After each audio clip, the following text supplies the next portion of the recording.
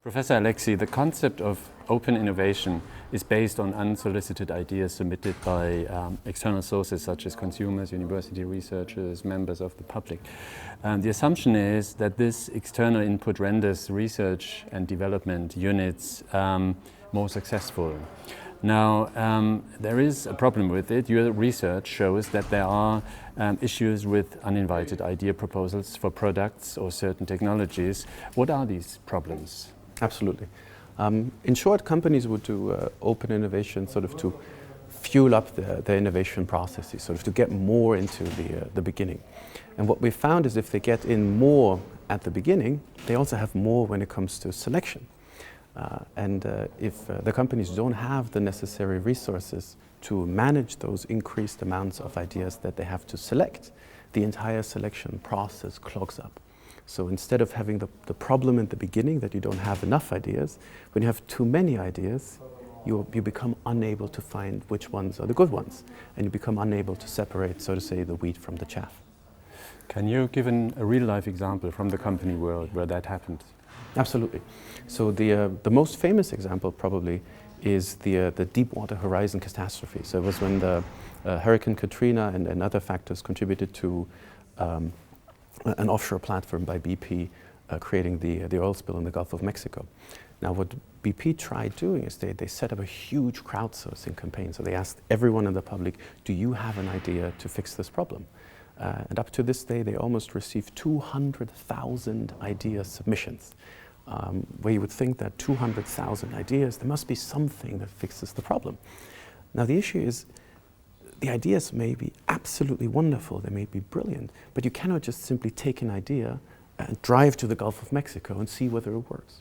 So with 200,000 ideas, the selection is almost impossible because each and every one of these ideas, if they're okay, they would need to be put into a lab and tested whether they're okay. But making an exclusion saying this doesn't look right does not make any sense because you're expecting the solution somewhere to come from left field, from an area where you hadn't expected it.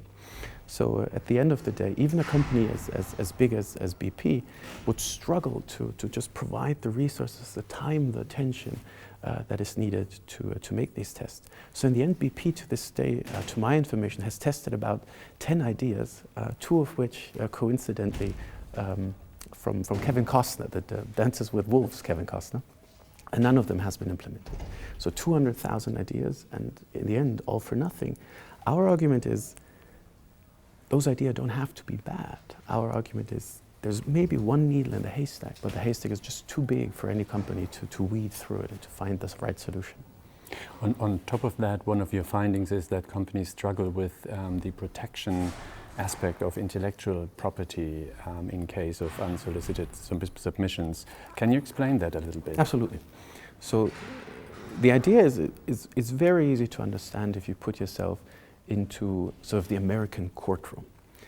And if you think about the little inventor pledging to the jury, saying how a company stole their idea. And the problem is much more difficult than it would seem. Because on average, if sort of you are the inventor and I'm the company, the idea that you would be submitting to me, very likely my engineers work on that in the lab, and I have very good information on what they're doing. So I'm looking at the idea, I'm trying to evaluate, and I turn you down. And then 3 years, 4 years, 5 years down the line, you see a product that looks exactly like your idea. And I then need to prove that your idea never got in touch with my intellectual property. And it's horribly, horribly difficult. I need to-date, correct accounts of everything that was done in my R&D department. So what companies are very often then trying to do is they literally erect Chinese walls between the ideas that come from the outside world and what the people are doing in the inside. And they would try to prevent them getting in touch. This goes as far as companies only allowing you to submit an idea if you have the patent, because then we know very clearly who has ownership and who has a track record, or to turn down, just by default, all ideas, no matter how good or how smart. So we have, for example, spoken to one company that would regularly send out thank you notes and caps, but they wouldn't even forward ideas internally to an evaluation board. Okay. You also have developed a toolbox from a practical point of view that helps companies dealing with these massive amounts of submissions.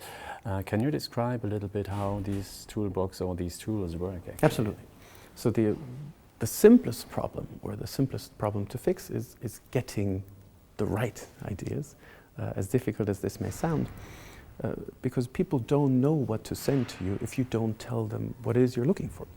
So in essence, providing restrictions on the universe of problem solutions that would be acceptable. So for example, BP could have said, we don't want anything, we just want things that work with sand as a basis, or that abstract from currents flowing in the water, and so on and so forth. So making the problem smaller but more tangible. At the same time, that creates the problem that the right solution, of course, may be outside of where you're looking for.